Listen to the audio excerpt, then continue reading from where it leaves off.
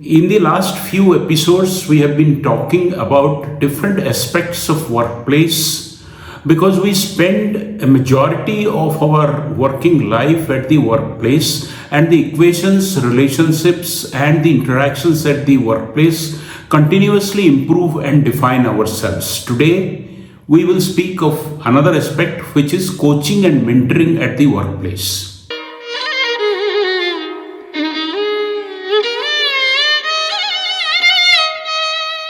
Point or the other, many times unnoticed by us, we were coached by a senior, by a peer, or by a well-wisher.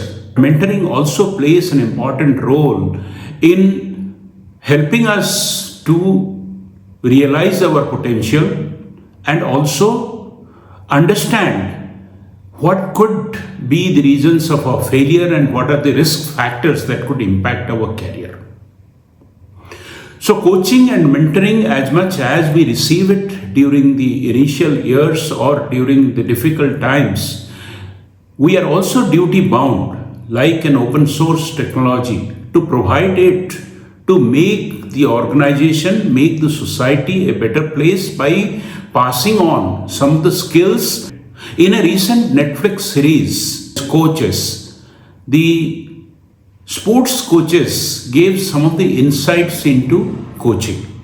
In corporate life, there have been a large number of books and literatures which have been written on coaching, but from my own experience, following a set of particular structure in providing coaching, understanding that coaching is highly individually tailored. You cannot have a good template because all human beings could be as different from each other as there could be differences. It requires different types of medicine in different doses at different times and in different patterns and mixes. But first thing is to understand what are the requirements and doing a SWOT matrix of the individual who you are trying to coach and mentor. Second is being realistic about the goals of coaching and mentoring. I had the opportunity of being coached by a professional mentor and a coach who was an ex-defense services personnel in the UK Armed Forces when I was in London. Very first thing that I got to understand that coaching and mentoring must understand that coaches and mentors will not do the things, but it is only the mentee or the person who is receiving the coaching will have to do it for himself. If that be the case, it is very important to find out what are the things that could be achieved meaningfully. That is, setting clear goals of the coaching program or the coaching engagement. And one part of this is active listening and empathizing. Active listening, as I have told in one of my episodes, means that you will have to continuously rephrase, continuously reword, re-communicate, ask questions, so that the person to whom you are trying to provide guidance opens up and there are no midway failures. One of the coaches, a tennis coach who was coaching Serena Williams, told that a coach or a mentor should never be scared of getting fired.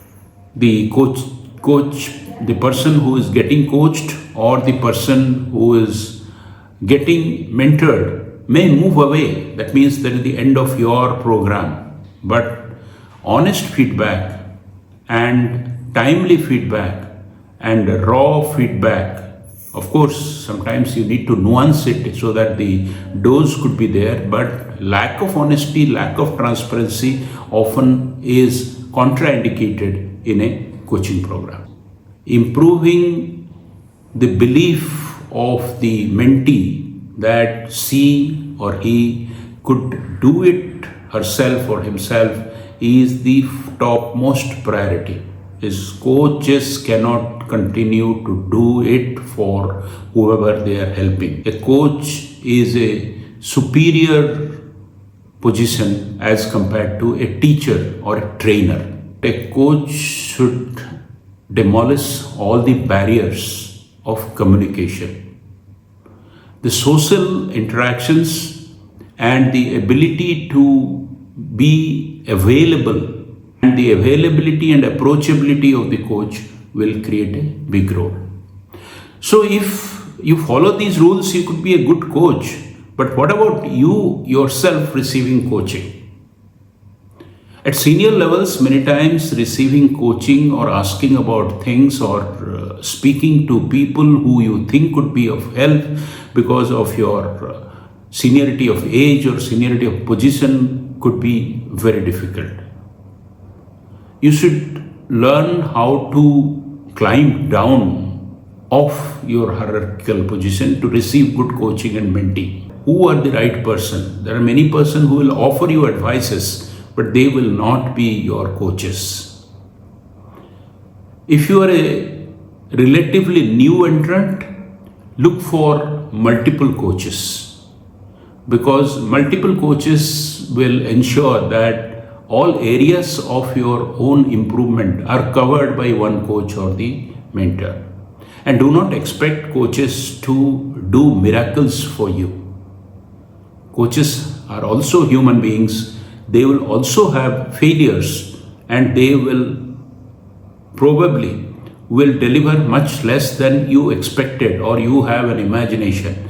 Asking intelligent questions all the time, not thinking about the dumbness quotient in that question, is also equally important. And deriving your lesson many times out of indirect answers and out of answers which have been based on anecdotes rather than facts are equally important. Books can be also good coaches. Books can also help you to formulate your questions. Two last things. One, when you are coaching or when you are getting coached, reflection and application are the key. Many times in the senior level, we go to a coach only to get a validation of some rigid idea that has already put its place in our minds. That is not coaching. Coaching is receiving things in an open-minded person. Be grateful. Whenever you receive a good lesson, always communicate. The coach is immensely happy. Coach believes that his aim for self-actualization gets satisfied. Coaching and mentoring are very critical aspects of making organizations better. I hope with these small tips, you will be able to do coaching and mentoring yourself or receive coaching and mentoring in an effective manner. Thank you very much.